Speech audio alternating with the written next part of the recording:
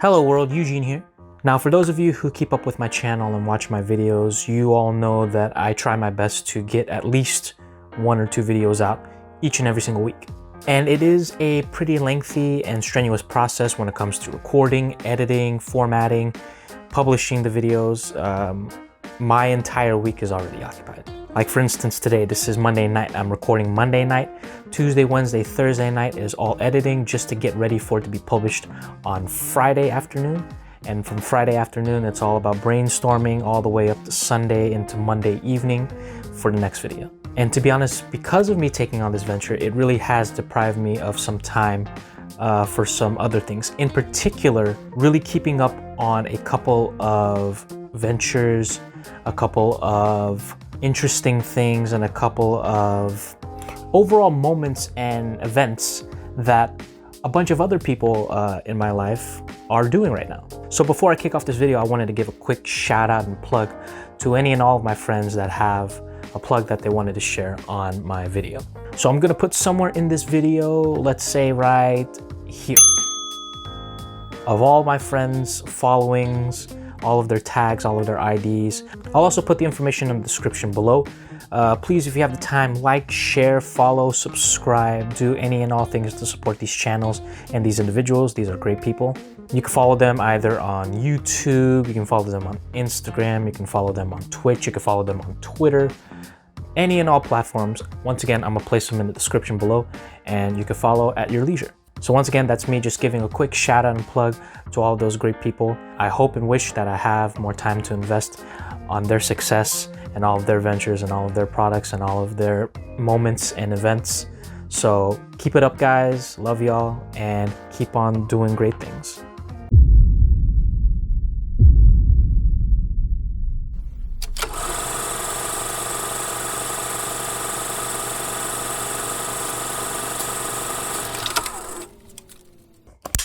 How you doing, everybody? This is Eugene again, here for another one of Eugene Reviews. I'm recording this Monday for it to be released on Friday, so we are going to pass over the inauguration that's going to happen on the 20th. If the country is still in one piece, let's hope and pray it still is. If the country is still in one piece, let's continue. If not, and as you can tell from the title, you can tell we are going to be going back into the Marvel Cinematic Universe. And today's movie is going to be none other than the 16th edition into the MCU, the 17th one that we're going to review. And it is also the 3rd incarnation of this character. And it's none other than our friendly neighborhood Spider-Man in Spider-Man Homecoming. Now, Spider-Man Homecoming, I did see in theaters with a bunch of friends. I believe once I did see it, but I can say also, being my favorite superhero of all time, Spider-Man, I have seen every single Spider-Man movie in theaters, from 2002 Spider-Man, Spider-Man 2, the dreaded Spider-Man 3, the reboot, The Amazing Spider-Man, the failed success of The Amazing Spider-Man 2, Spider-Man Homecoming, Spider-Man Far From Home, which we'll get to soon, Spider-Man Into the Spider-Verse. I've seen all of them. So yeah, I'm eager for this one, being that it is my favorite again. And now with that quick, brief history, let's go ahead and dive into the history of Spider-Man Homecoming. Act 1, Development. Spider-Man Homecoming, Take 1. So just for clarification purposes, once again, this is the MCU version of Spider-Man. This isn't the Tobey Maguire 2002, 2004, 2007 version of Spider-Man. This isn't the Andrew Garfield 2011, 2013 edition of Spider-Man. No. This is the MCU version with Tom Holland as Spider-Man. Completely different Spider-Man, but it looks like pretty soon, not confirmed yet, but pretty soon, it might be a possibility we're gonna see all of the Spider-Mans together in one film. Maybe. But once again, this is not Tobey Maguire, this is not Andrew Garfield, this is Tom Holland Spider-Man. So let's go back to 2014 when Sony was actually hacked. There was actual reports that they discovered an email exchange between Marvel Studios CEO Kevin Feige and Sony Pictures Studio CEO Amy Pascal, coming to an agreement about sharing the rights and distributing a film for Spider-Man in the MCU. The initial talks broke down, but eventually they came back to it and eventually agreed on the overall inclusion of Spider-Man in the MCU. Now, it's a complex and convoluted situation and affair of Sony allowing Marvel Studios to have Spider-Man for their MCU. So I'm going to try to break it down as quickly and as efficiently as possible. Sony has the overall rights to the character of Spider-Man. That means they can make the film, they can distribute the film, they can finance the film, they can promote the film. However, with Marvel Studios and the MCU growing traction, eventually it became inevitable that both parties had to agree on putting Spider-Man in the MCU. So both studios, Sony and Marvel, shared the rights. Marvel's CEO would co-produce with Sony. They would work together to create a cohesive story, but overall the final say-so in the story and overall film goes to Sony. However, back in 2011, Marvel did have the merchandise rights that would allow them to distribute Spider-Man merchandise on behalf of Marvel Studios. And all of that was at the steep price of $175 million, plus an additional $35 million fee every time that Spider-Man was made as a film for the MCU. And that $35 million fee could go down if the overall box office revenue for said Spider-Man films could go over $750 million, which we'll get back to in a minute. Does that explain it thoroughly? No? Yes? Awesome.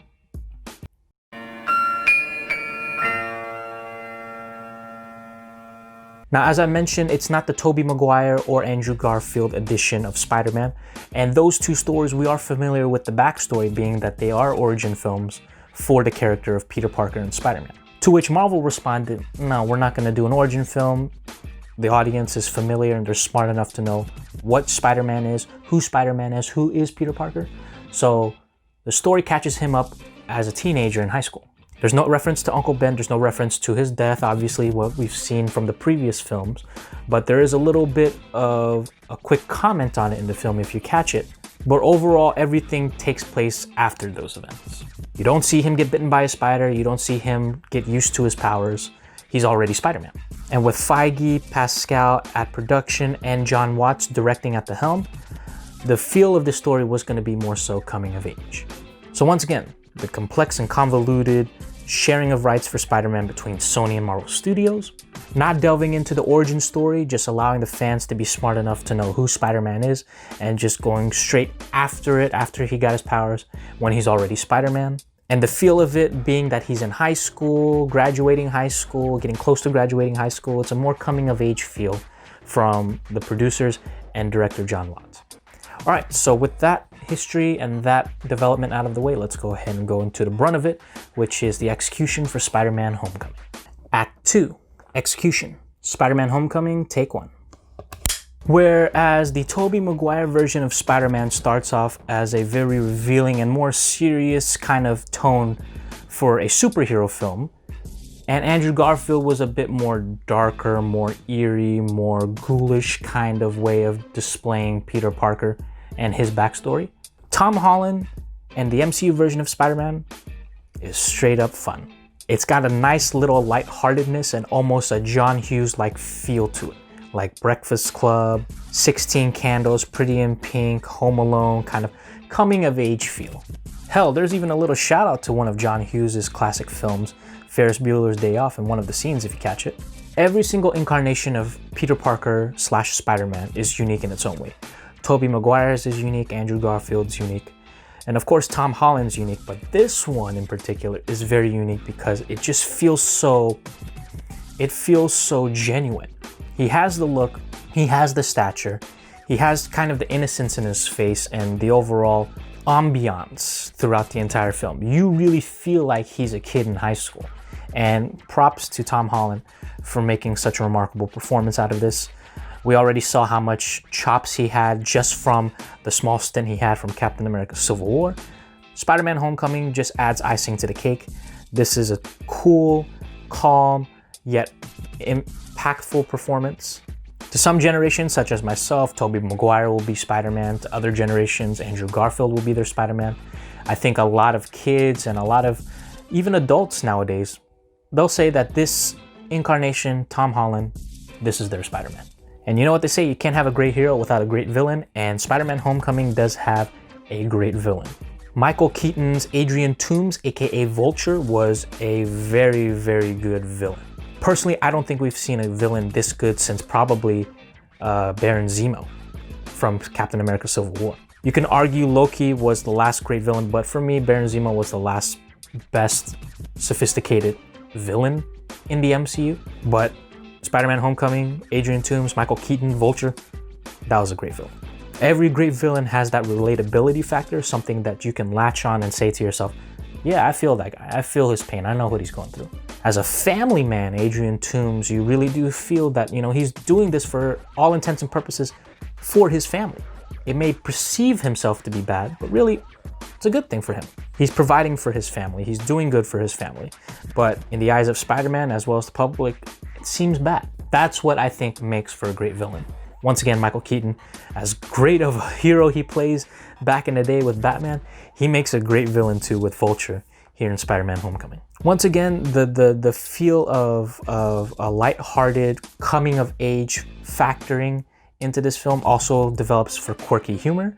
I think this is very, very genuinely funny. There's good laughs left and right, both from Tom Holland's character to the supporting cast, like Jacob Batalon, who plays Ned Leeds, his best friend. You even got Zendaya playing MJ. You got the teachers, the other students too. There's a real great chemistry amongst those supporting casts, and I think that for that and from that sparks this great little sense of humor that is necessary for the MCU to showcase a diverse amount of storytelling and genres throughout. But it's also great to make this film and elevate its overall stature. For me, it just feels overall splendid and entertaining. Left and right, I grinned ear to ear watching this film. Spider-Man Homecoming reinvigorated my love for the character, for my favorite superhero of all time.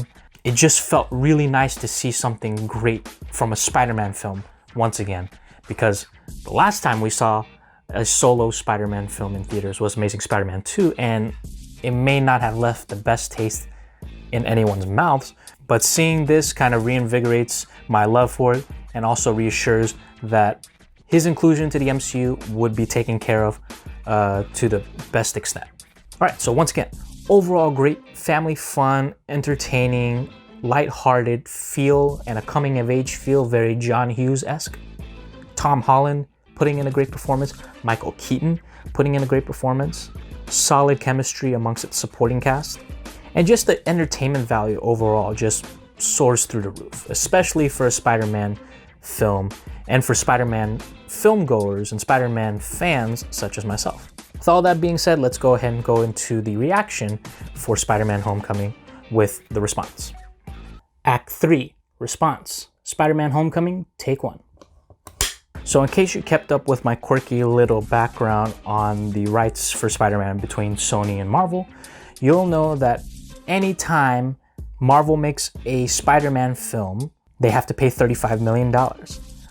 But the cost can lower if the film makes over $750 million in the box office.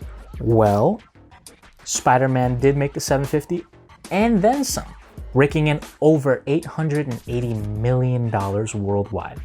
As far as the discounted pricing of now what's going to cost for the MCU to make a Spider-Man film, I do not know, but they did exceed that $750 breakpoint, and $880 million, that is a tremendous amount.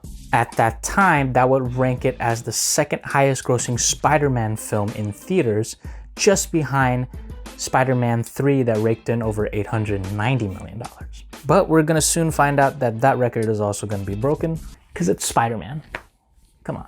And yeah, as I mentioned, how Tom Holland really kind of took over this performance of Peter Parker and Spider-Man, I think the feel for the general public as well as film fans, comic book fans, the overall impression was that this kid really is Spider-Man.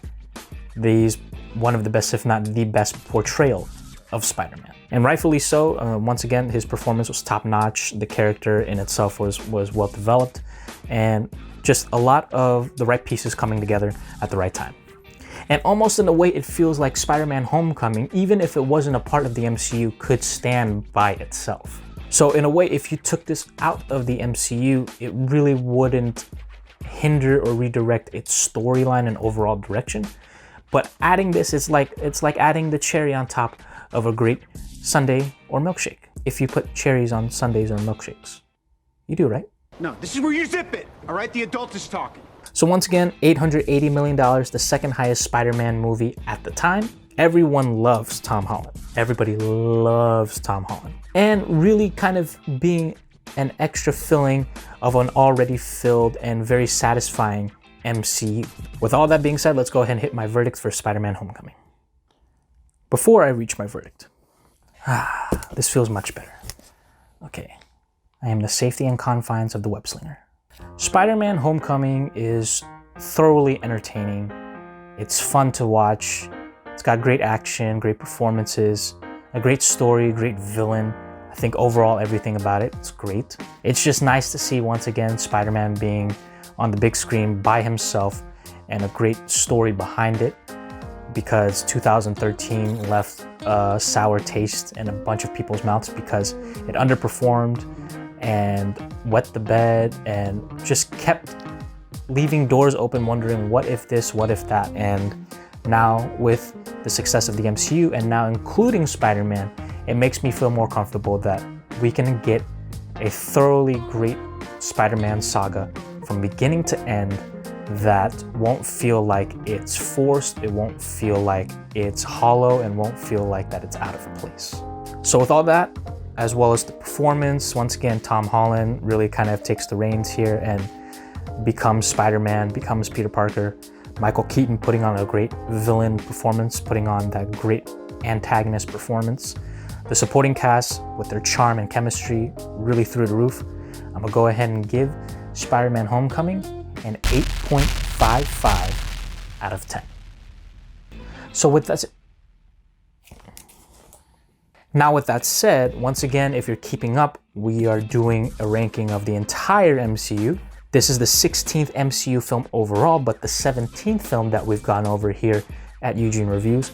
We did go over Black Panther once again during the time of the unfortunate passing of Chadwick Boseman. But now, with the inclusion of Spider-Man Homecoming, here is my updated list of the MCU's ranking from best to worst, right here.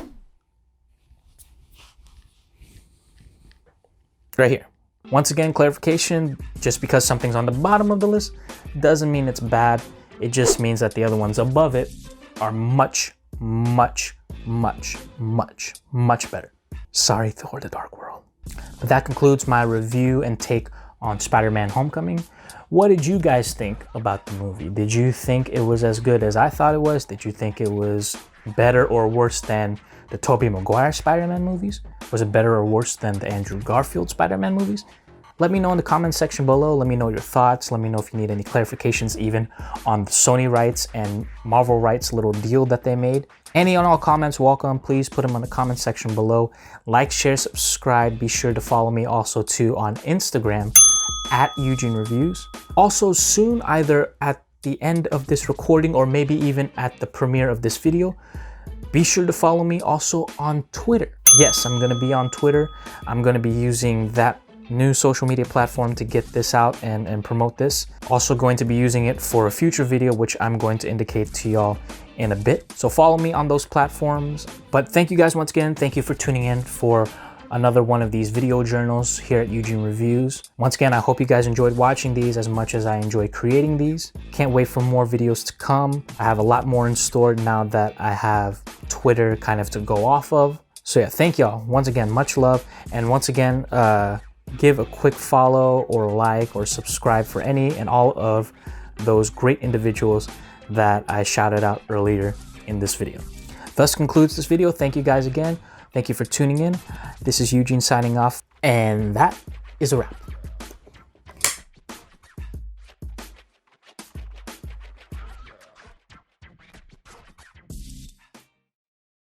Hey guys, Eugene once again. You got some movie related questions you need answers to?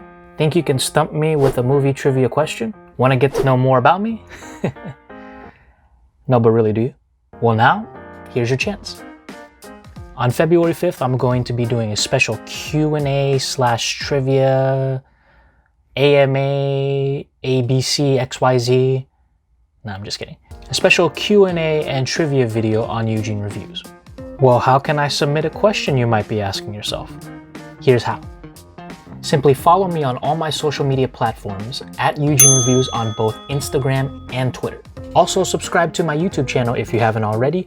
Just search for Eugene Burnaby in the search engine or search for one of my videos with the title #Eugene Reviews. Or if you have a more extensive question that's more than 140 characters, you can also email me as well, right here. Depending on the amount that I receive, I will answer any and all questions during the recording of my video.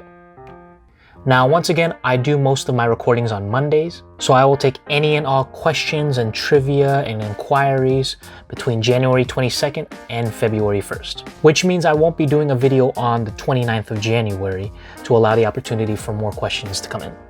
So go ahead and get your questions and trivia stuff in now. Now let's keep it family friendly. Remember, no innuendo questions or comments, no vulgar, offensive, or hateful comments and questions, and no super sophisticated trivia questions like, on the 1 hour and 20th minute mark of Captain America's Civil War, what was the 8th line said by Iron Man when he did this? Thanks in advance for all the questions and responses. And be sure to tune in on February 5th to see if your question made the cut, and I might just shout you out. See y'all then.